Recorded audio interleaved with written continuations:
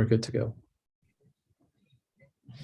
Hello, good morning, everyone, and welcome to the September webinar for the FAMLI program. We're just going to give folks another minute or so to continue gathering and joining into the room, and then we will certainly get started.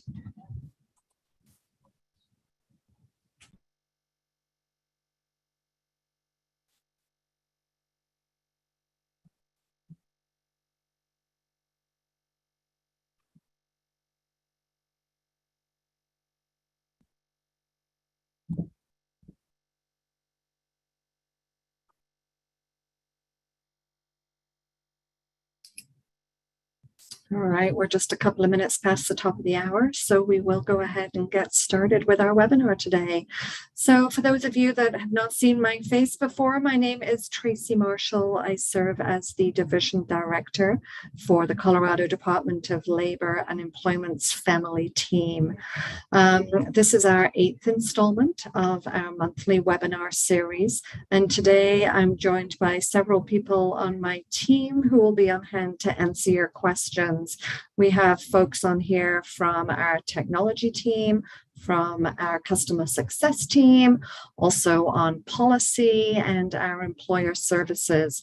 We will do our very, very best to answer any questions that we receive from you in our Q&A function. I'll also be having Evan Grimes, who is one of our policy managers, speak with me today.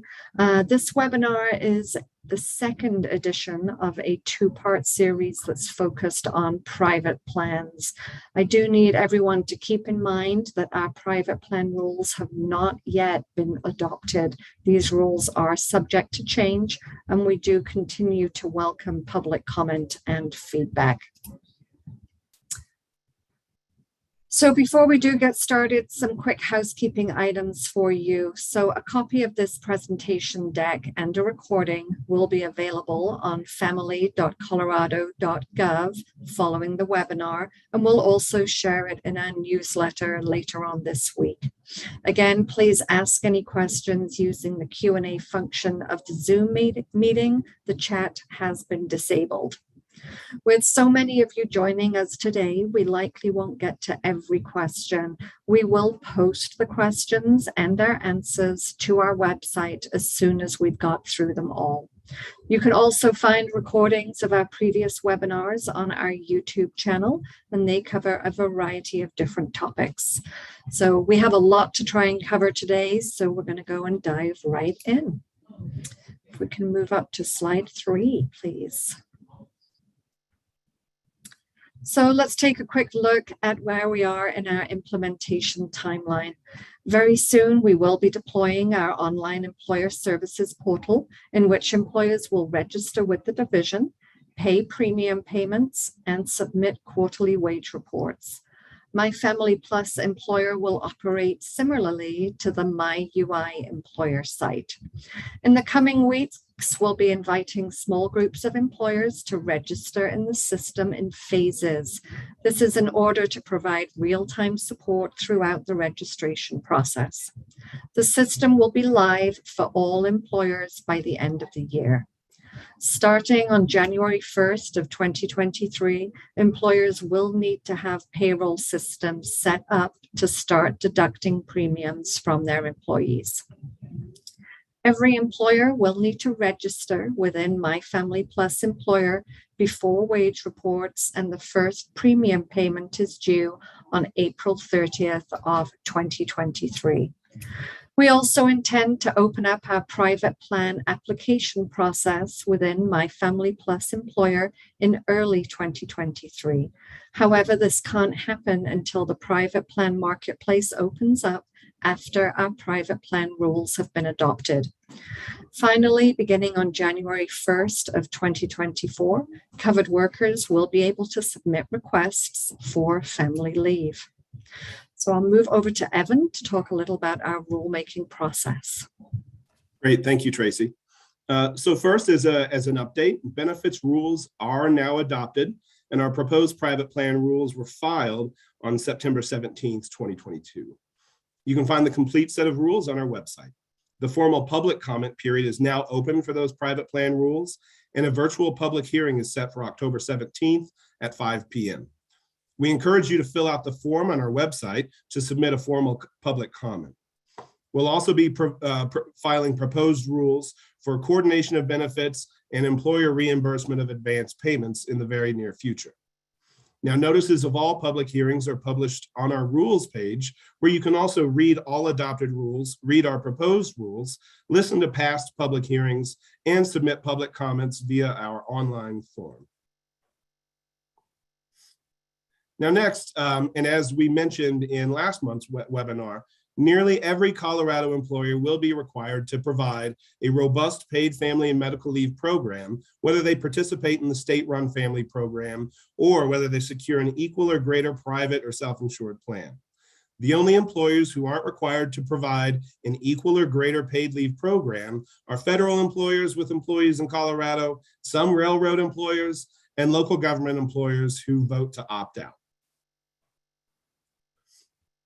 Now, in order to get approval from the family division, a private plan must offer the same rights, protections, and benefits as Colorado's family paid leave program.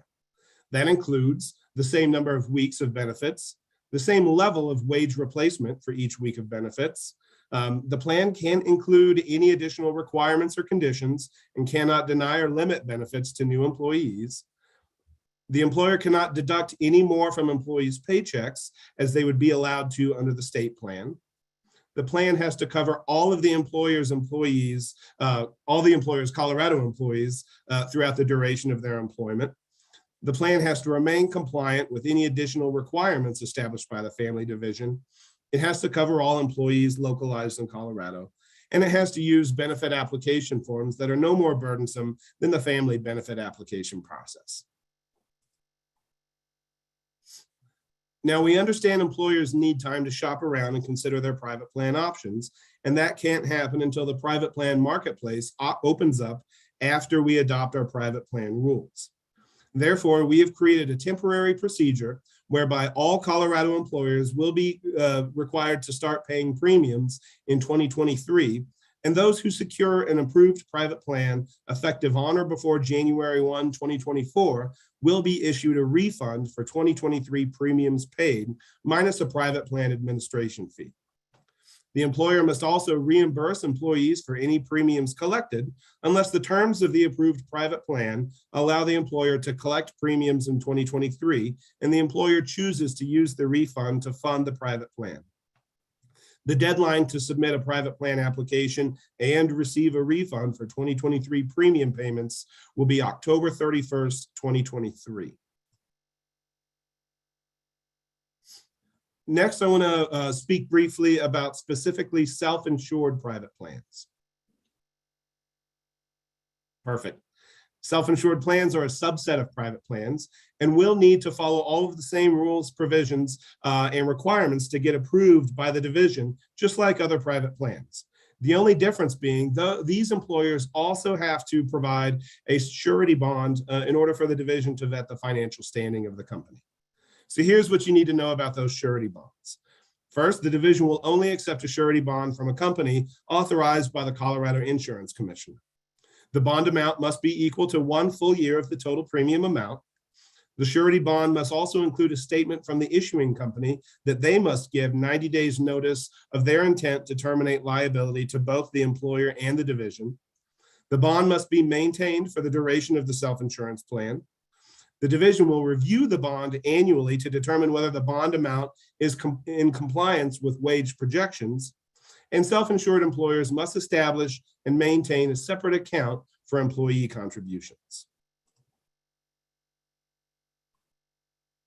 Now, employers intending to use a private plan must give their employees notice of at least 30 days before the effective date of the plan.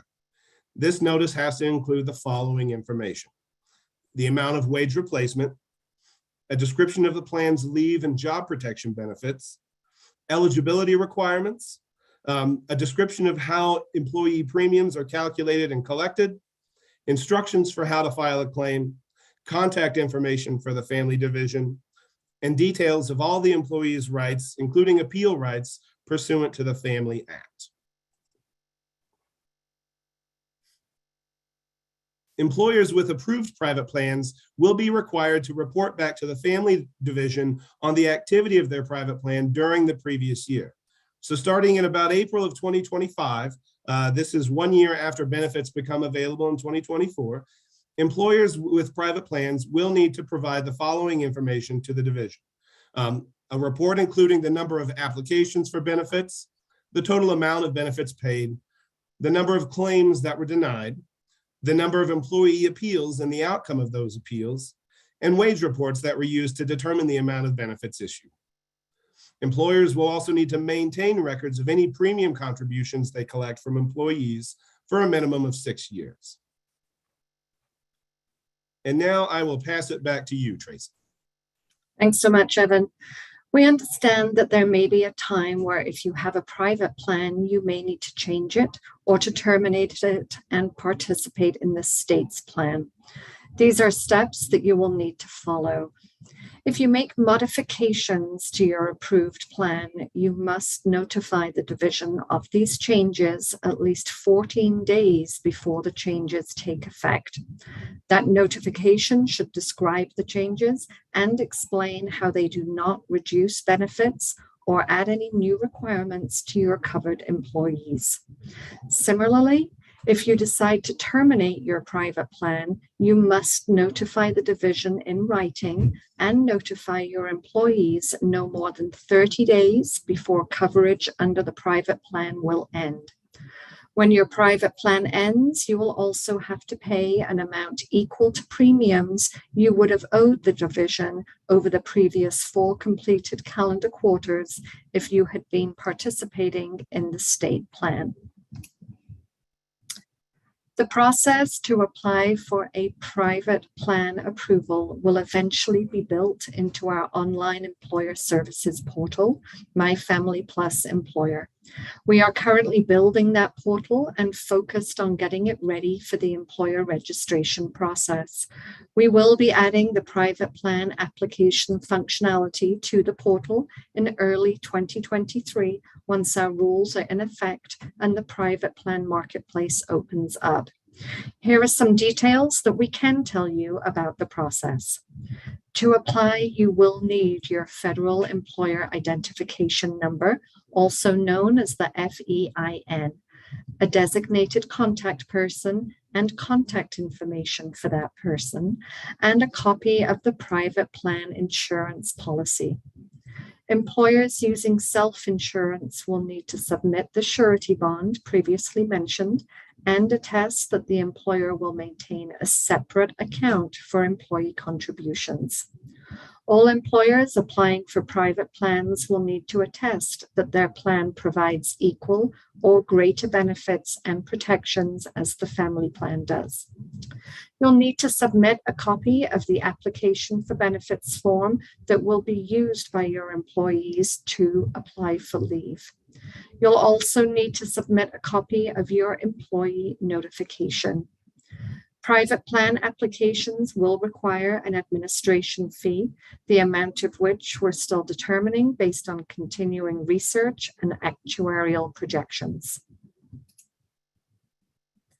Before we get to your live questions, we're going to go over some of the common questions that we've received from employers, and I am going to have Evan help me answer these.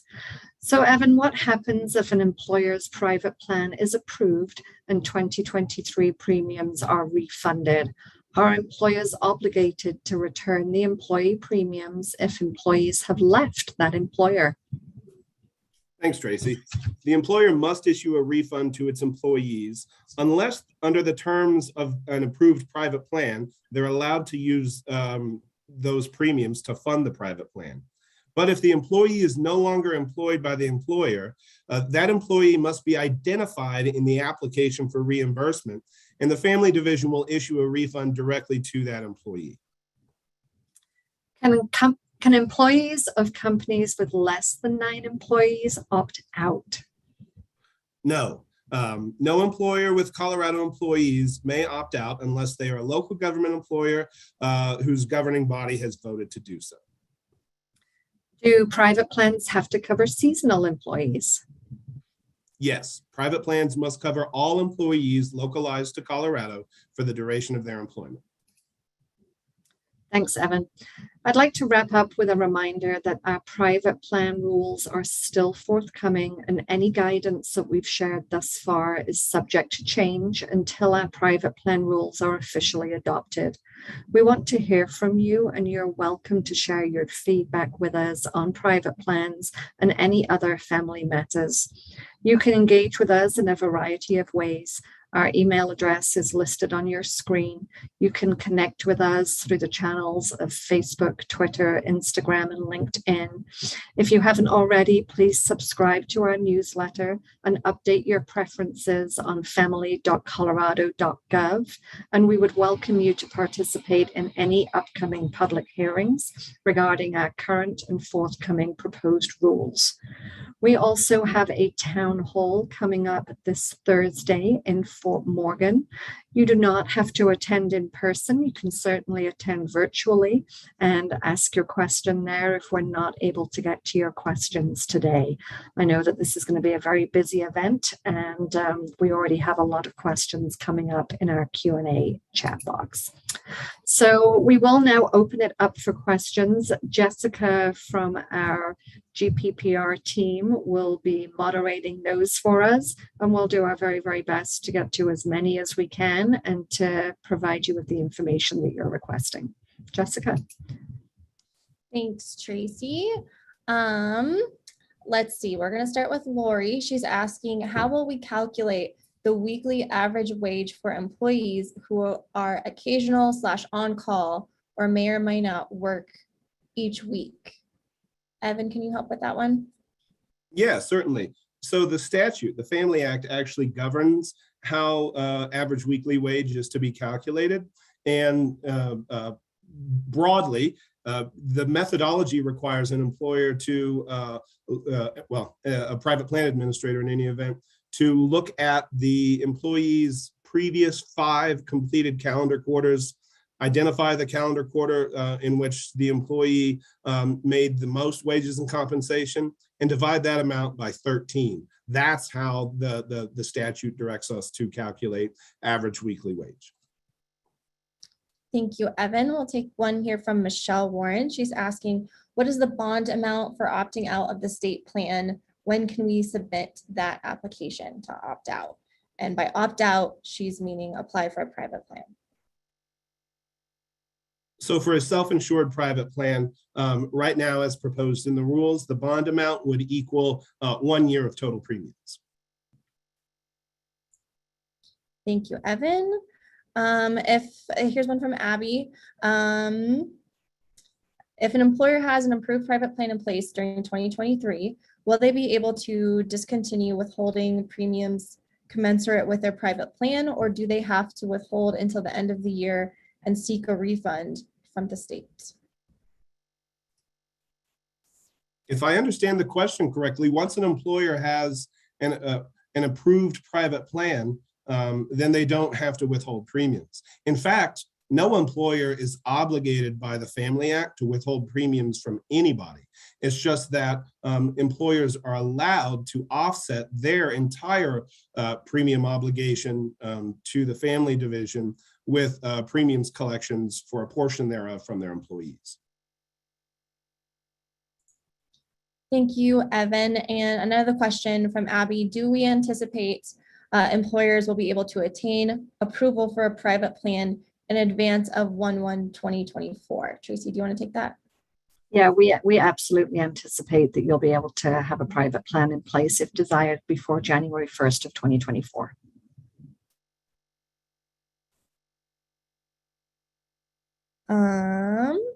Here's an easy one from Michelle that Evan, I'm sure you can answer. When will private plans be adopted?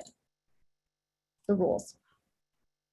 I called up our calendar in anticipation of that question, and we are on track to adopt the private plan rules on October 25th, 2022.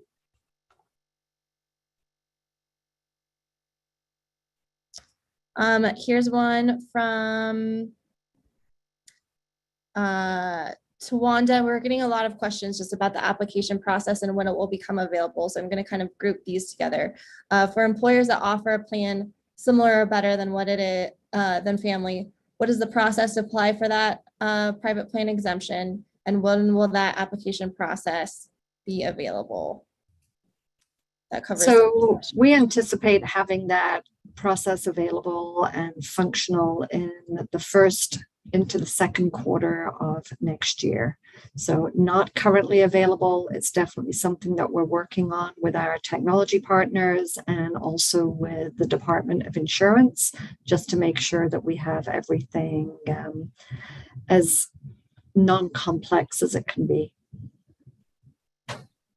Thank you, Tracy. And I'm going to move to the surety bond slide. We have a question here from Jonathan. What qualifications must an employer have to self-insure themselves by securing a surety bond? Evan, do you want to take that? So, well, I mean, the qualifications itself is the surety bond. Otherwise, they have to provide a private plan that is equivalent or better than the family program. I suspect different employers, based on their credit rating, will have different experiences, perhaps with securing surety bonds from surety bond companies. But once you get that bond and you get an approved private plan, then you're good.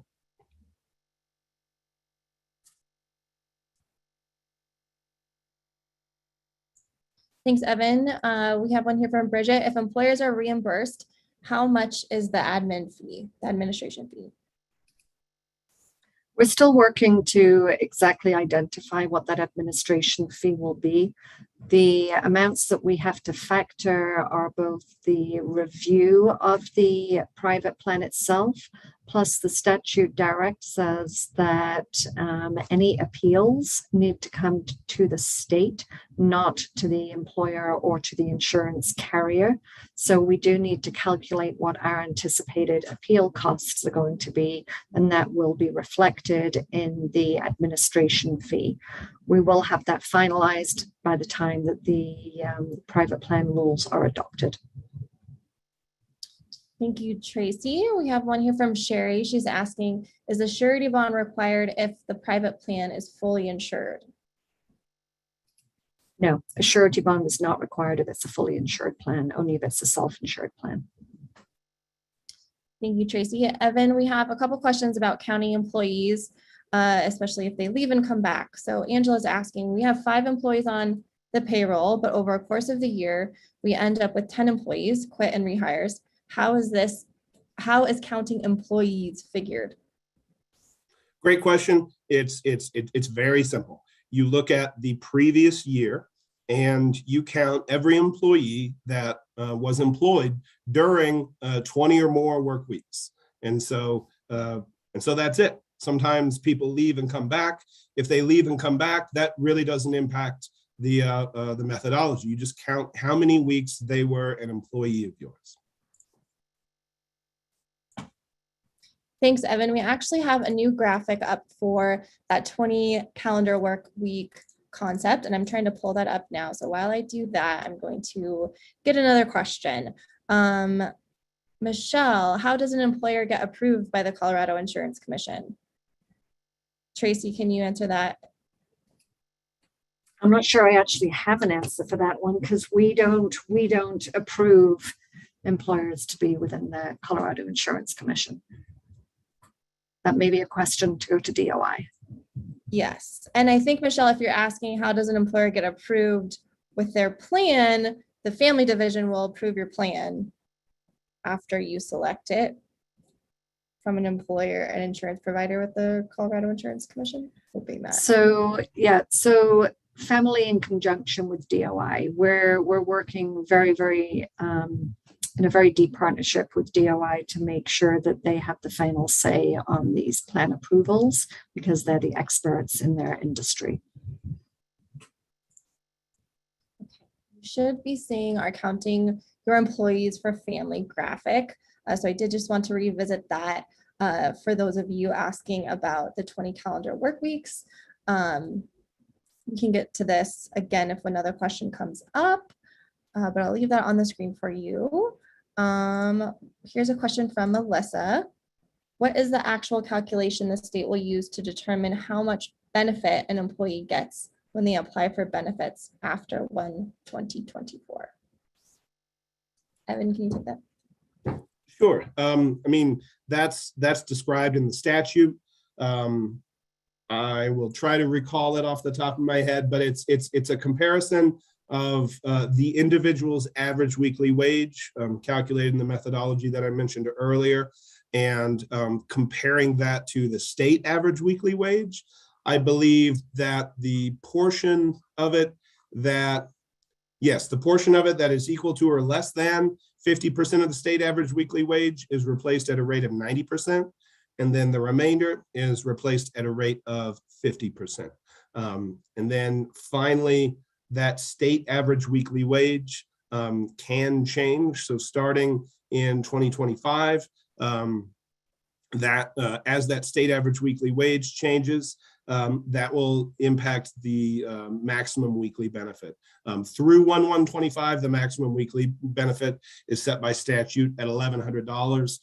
2025 and after, that will change annually.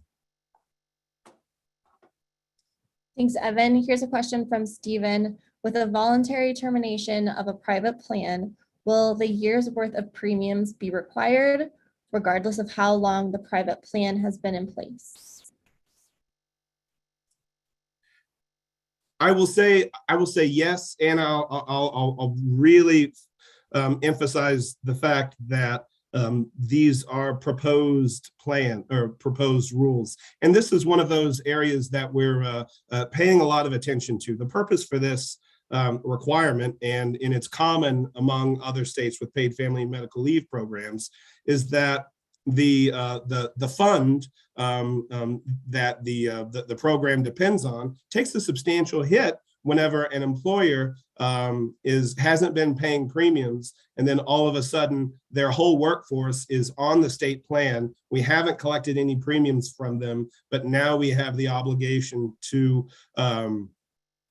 pay those benefits. So we are considering a number of different ways to basically cushion that blow to the fund, because it's really important to us that the fund remains solvent and that family remains available for Coloradans for years and years to come. Thanks, Evan. I believe Tasha has a question that I think was answered in our adopted rules for benefits. So Evan, if you could answer this one, has there been any consideration to allow employees more than 7 days to submit their application for benefits? Yes, I don't have that open right in front of me. I would encourage you to go look at the benefits rules that are adopted and published on our website. But we got feedback from employers and employees alike that, as proposed, a lot of our deadlines were pretty tight.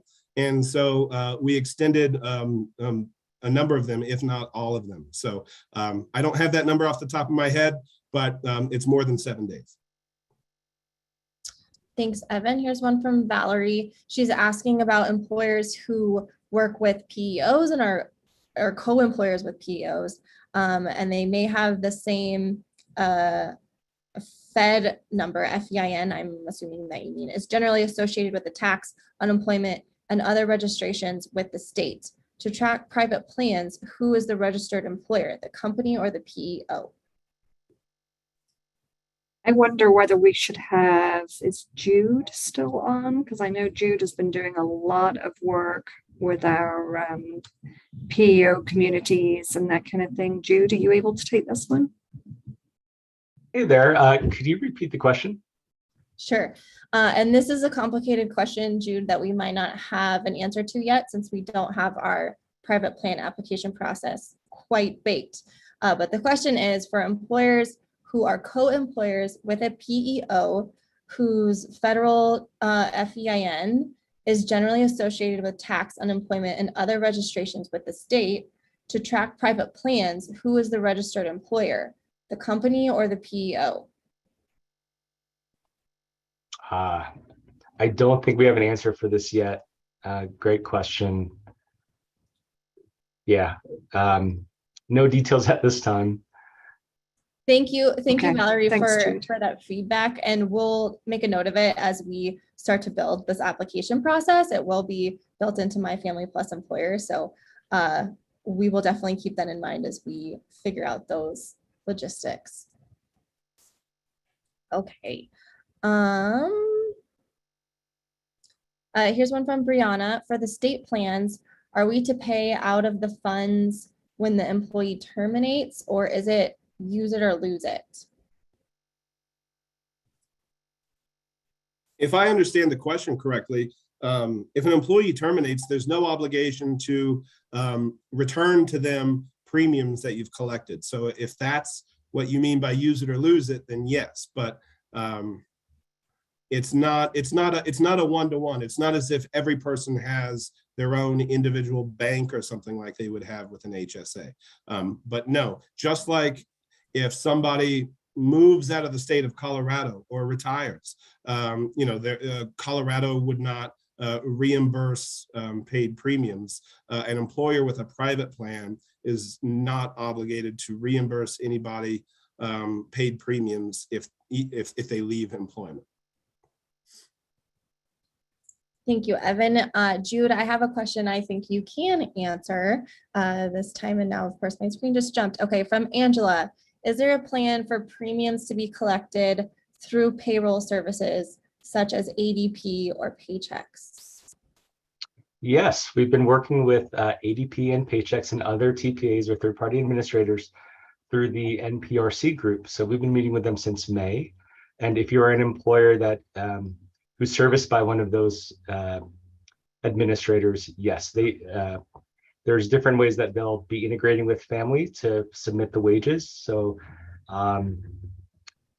without going into too much detail, we'll have what we're enabling system to system integration through APIs and also file-based uploads.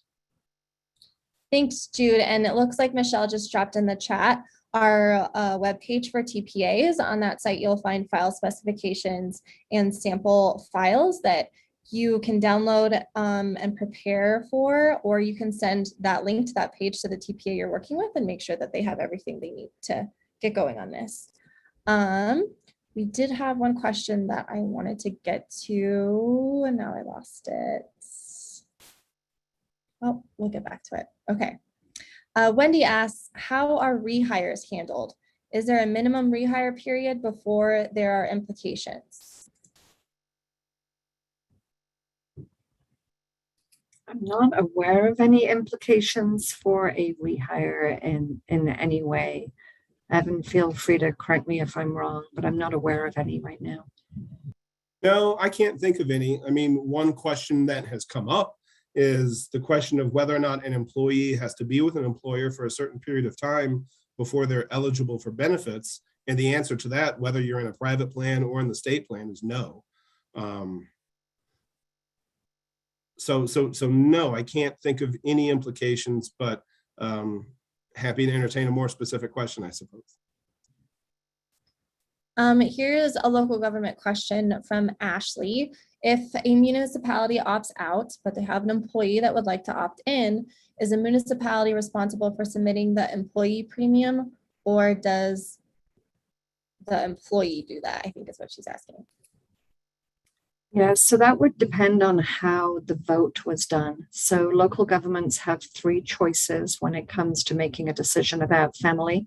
They can either choose to fully participate, to completely opt out, or they can choose to support their individual employees who wish to participate and facilitate the transfer of that 0.45% over to FAMLI. So it really would depend on how the vote was determined by the municipality. Thank you, Tracy. We did have a couple of questions about employees that have multiple employers or multiple jobs. How will employers know if a person is getting funds from a different employer if they have several jobs? So the actual process for claimants has not been fully baked yet.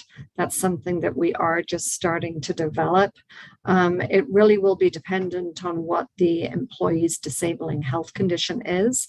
It's certainly possible you could be disabled from one of your jobs, but not the other, depending on your health condition. Example being, perhaps you have broken your leg. You could continue your work from home as an accountant on your laptop once your pain is well managed, but you wouldn't be able to do your evening job of waiting tables, right? So that would be an example where you may be disabled from one of your jobs, but not the other. So a lot more detail to come on that down the road as we continue to bake out that process. You can certainly look at our benefit rules for any additional information that you would wish to see. Thanks, Tracy. And here's a question that's kind of related from Lori. She's asking, will employers get information on how much is being paid to each employee in case they want to make the employee whole with the portion of pay family is not providing? So if they want to use PTO to top off, how will they know how much to provide? Evan, do you want to take that there? Sure. We have in our adopted benefits rules this information. And so basically, if an employer needs that information in order to coordinate family benefits with other benefits, then they would attest that that's why they need the information. They can ask the family division for that information through the portal, and we would provide them that information so that they can meaningfully coordinate benefits. Thanks, Evan. Here's a good question from Kelly. Will employees still be able to participate in the state plan even if the employer has an approved private or self-funded plan? Great question. And the answer is no. And that's because they will be covered under that private plan, because our private plan rules as adopted, but I suspect this will stay and is consistent with the language in the statute. The employer is required to cover their entire Colorado workforce with the private plan. So as that person would already be covered by a private plan, they wouldn't be able to also be covered under the state plan.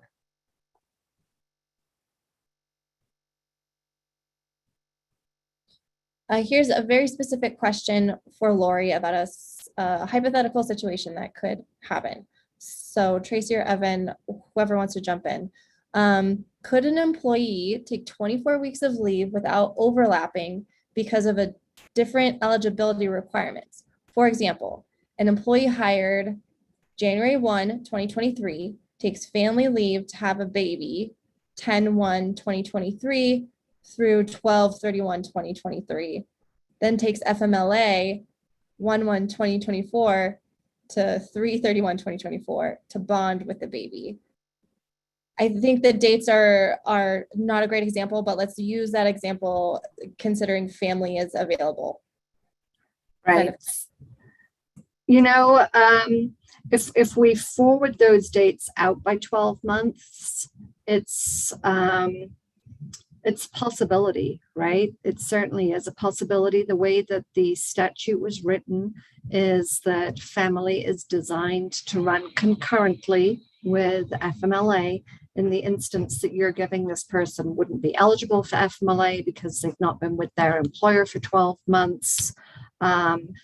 Again, our coordination of benefits rules have not yet been finalized. I would defer to Evan for any other considerations we may want to have, but this is certainly feedback that we would take and something we can work on. Evan? Sure. Yeah, I would just add that, unfortunately and perhaps frustratingly to a number of people, this is a question for the United States Department of Labor. As we are very limited when it comes to telling and choosing and deciding whether or not someone has used up their benefit under another law. And so we have identified this issue with the U.S. Department of Labor that it's possible that someone is eligible for family, isn't eligible for FMLA. We've posed this exact 24-week scenario because we don't think either family or the FMLA intended to give people 24 weeks off, but they're not equivalent. some things are covered under the family that aren't covered under FMLA and vice versa. So I hate to give the answer, stay tuned, but that's the best we can get right now as we work with our partners at the USDOL and get some feedback from them. Thanks, Evan. We have a question here from Sarah. Do nonprofits have other options to opt out? No, nonprofits have the same options as employers. And one here from Jerry. Can any employee opt out? So if we offered it as a private plan, can employees opt out of taking that and not pay the premiums? And Jerry's talking about a private employer, not a local government. Can you repeat that question, Jessica? I'm sorry. Sure. Can any employee opt out? If that employer has offered a private plan, can the employee opt out of taking that and not pay the premiums? The employee can't opt out.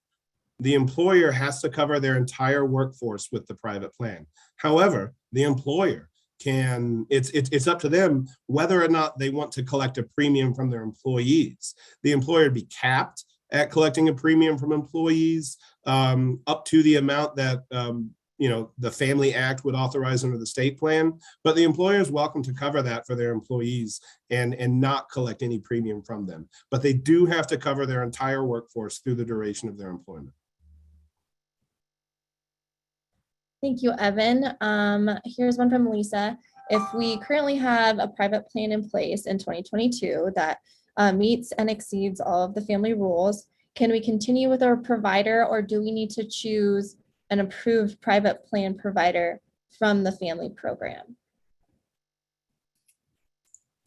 So all the private plans that are accepted by FAMLI will need to be reviewed through DOI. It's certainly possible that your carrier may choose to go through that process. It's also possible that they may not.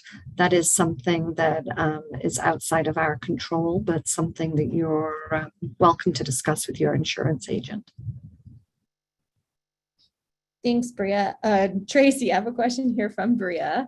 Am I understanding it correctly that if we choose to go to the private plan market, we must pay a family until that is approved next year? That is correct. And that would be refunded if your private plan is approved. Here, Evan, this one's for you. How do you calculate the premiums for salespeople who earn commissions? So I believe under premium amounts will always be, if they're under the state plan and it's 0.045%, then it's 0.045% of all of their wages. And so that doesn't matter if you're someone who earns bonuses or commissions. It's just a different number by which you multiply 0.0045, and that will be their premium amount.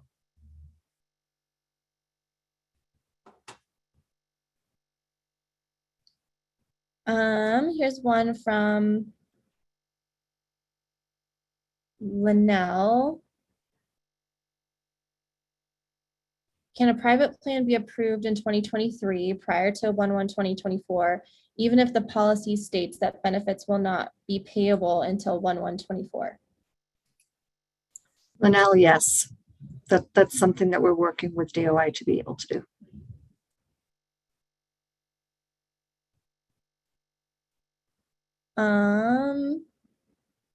Here's one from Jerry. If we have a current employee illness time accrual that exceeds this plan, do we need to also have the family plan? This includes sick time, etc., but not PTO, which is a separate accrual. So with private plans, you need to cover everything that the family program covers. So that would include things like safe leave, care of people that are like family members. You would need to incorporate all those factors. Providing leave for own health condition is not going to be sufficient.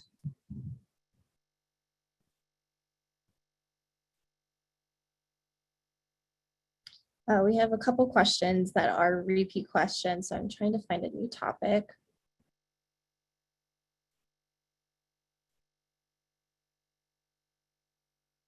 Here's one from Maureen. What is the employer benefit if an employee is out on family?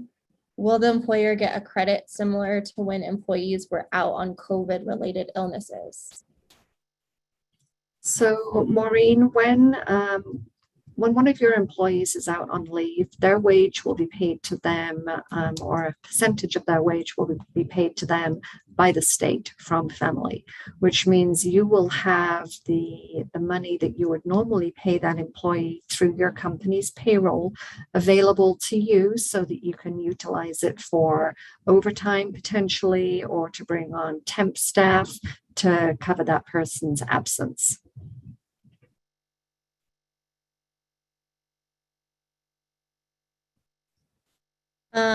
Here's another one from Brianna about payroll company TPAs. How soon will payroll companies get the codes so we can set up that payroll deduction? We have the file specifications and those sample files and the API codes on our website.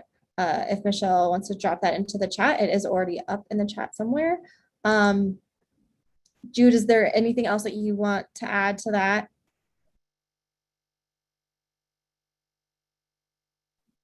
Sorry, Jessica, can you ask the question? No worries. We have someone just asking how soon will payroll companies get the code so we can set up the payroll deductions? And I referred her to the file specifications on our website. But will we have any other specific codes that TPAs may need forthcoming? I might have a follow-up question to what those codes entail. Yeah, so Brianna, we have the codes for bulk registration and wage reporting. If we need the codes for paying premiums, those are forthcoming. Jude, please interrupt me if I'm misspoken.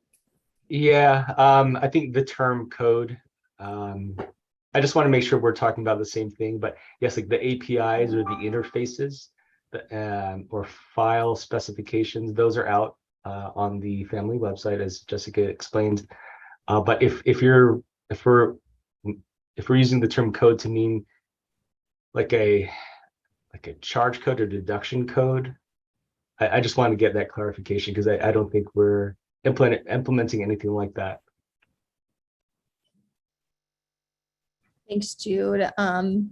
Well, if you want to send in a follow-up question, feel free to do that and hopefully we can get to it. But I am going to move on. We have a good question here that we have gotten frequently just in recent days. So Evan, I'm going to punt this one to you. If an employer's employee roster consists of the owner and one other employee, does the owner need to pay premiums on themselves or just one other employee?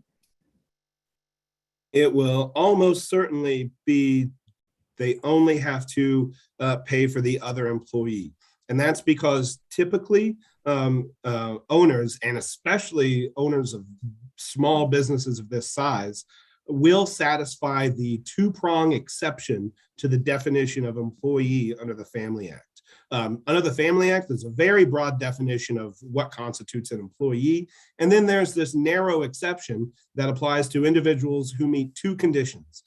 One, they're primarily free from control in the performance of their work. And two, that work is part of their own independent trade or business. Most small business owners will meet both of those prongs. And so in that example, that person would only have to pay premiums for their one employee who is subject to control and who isn't operating their own business. And they wouldn't have to pay for themselves because as an owner who's not subject to control and who is operating their own business, they're not an employee under FAMLI. Thank you, Evan. And we have a question here from Michelle about out-of-state and remote employees. So I did pull up a new graphic that we have on how to count remote employees, and we have another one for nationwide employers. But let's get to Michelle's question. What about Colorado businesses who have remote employees who live in other states? Does this plan cover them, and will they be required to pay premiums, or are they able to opt out? The short answer is if you're employees are working remotely outside of Colorado, they're not covered by FAMLI. Thanks, Evan. Jennifer has a good point, and I think we could revisit this. She says, I think there's a lot of misunderstanding between the difference of a private plan and a self-insured plan. So Evan, if you could just describe how a self-insured plan is a subset of a private plan. Sure. Private plans are available to employers to meet their family obligations through a plan other than the state plan. And then of private plans, there are two types. There's the type whereby you obtain an insurance policy from an insurance carrier that's approved by the Division of Insurance. And there's a separate type whereby you essentially self-insure and you fund it yourself. And that's the one that requires the surety bond, et cetera. But private plans is the umbrella term. The two types are a plan through a third-party insurance carrier and a self-insured plan. Thank you, Evan. And here is one from Kaylee. If out on family leave, are employers still taking deductions out, medical, dental, life, etc.? And what about the family premium? Is that premium still being paid for an employee who's using the benefits? So while that employee is out on leave. So I think this is an important time to note that the benefits paid by the state and not by the employer. We haven't actually, though, discussed, I don't think, the availability of deductions from private plan benefits during a period of leave under a private plan. So that might be one where we have to get back to someone for like a more robust answer. Thanks, Evan. We have a question here about full-time employees versus part-time employees. They have some employees who work shifts that are generally less than 8 hours, and many employees work 1 or 2 days. So Evan, if you could clarify whether family is available to full and part-time employees and how to count them in terms of premiums. Sure. So family is available to all of your employees, whether they're full or part-time. It's just that that status is likely to impact perhaps whether or not they are a covered individual. In other words, whether or not they meet that $2,500 earnings threshold under the statute. And that can also impact the amount of leave that they get. Obviously, if someone works 8 hours a week, then their benefit is going to be drastically lower than if someone works 40 hours a week.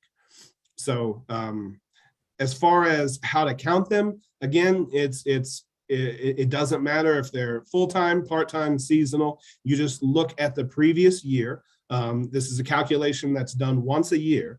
And you look at the previous year and you count every employee that has worked or has been an employee. So maybe they were on leave of some sort. If they were an employee of yours during a week, then that's 1 week. And if they get to 20, if they've been an employee of yours during 20 or more weeks, then they count toward that head count total. Thanks, Evan. We have a couple questions about coordination of benefits, but Barbara's asking, how does family work with short-term disability? Let's start there.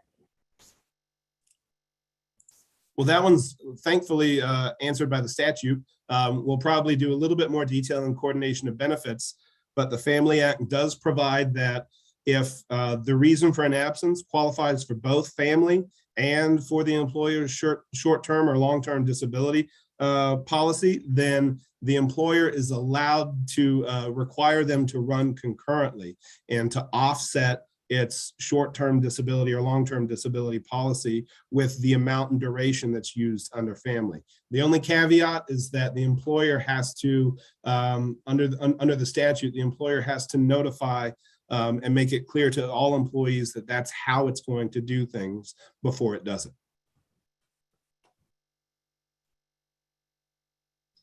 Thanks, Evan. We have a question here from Giuliani about FMLA. The final question I think is easier to answer, but she's asking is if family has no eligibility requirements, how is this supposed to run concurrently with FMLA? For example, an employee must be on board for at least 1 year before they are allowed to take FMLA, and the minimum workforce for FMLA is 50 or more employees working with 75 miles of the work site.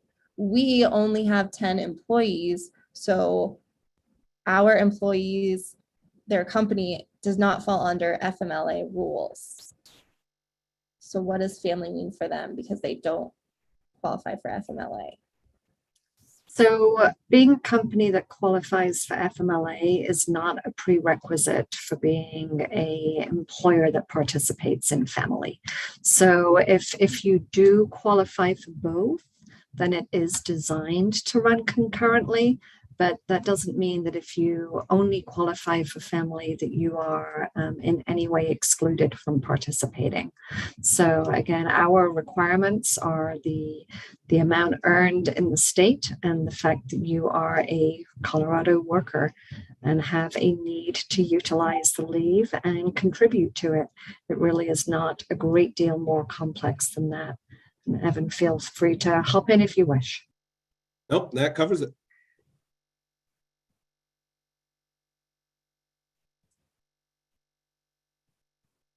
Here's another question about sick leave. If we already pay 40 hours of sick leave pay, that can be considered included in the family leave? So I'm wondering if you're referring to HIFWA leave here, which is perfectly possible that you may be. The way that the leaves are really designed is that HIFWA is maybe for your cough, your cold, your sniffle, your pink eye, your headache, right? FAMLI is set up for those leaves that are going to need validation from your treating provider or somebody's confirmation that you have a need for this leave. So the leaves are definitely different. The way the statute does guide us is the fact that employers cannot require their employees to drain on any other leave bank availability before utilizing FAMLI. So hopefully that helps. And as always, I turn to Evan to make sure that there's nothing else to add to clarify. No, not really. The only additional bit of information that was sort of along those same lines is that the FAMLI Act also prohibits employers from requiring employees from using their, employer-provided leave banks to top off. In both of those scenarios, the employer and the employee can mutually agree that that's how they're going to do it. They just can't require an employee to either exhaust prior to FAMLI usage or to use the sick leave, PTO, whatever, to top off FAMLI. Thanks, Evan. Here's one from Sherry that we haven't quite talked about yet. What if the employer doesn't cover domestic partners, but the family plan does? Is the employer now required to cover domestic partners on all of their plans? I think the caveat on that one is on all of their plans. They certainly would be required if they wish to be approved for a private plan that's to substitute FAMLI. They cannot add any additional restrictions or carve-outs for any populations. And I think this brings us to the top of the hour, Jessica. I don't know what you would like to do for additional questions.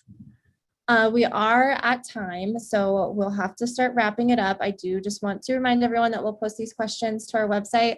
We also have our town hall on Thursday.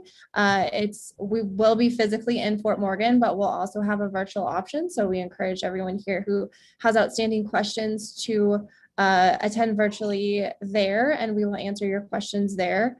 You can also continue to write into our email address to get more specific questions answered, and we will get to those as they come in. Again, we'll have more webinars throughout the end of the year as our systems become live. Lots of things will start happening. We're going to be uploading new content for employers to send out to their employees. So please register for our newsletter. I'm sure you all have already done that to have been registered for this webinar, but keep an eye out for updates and we will keep it going.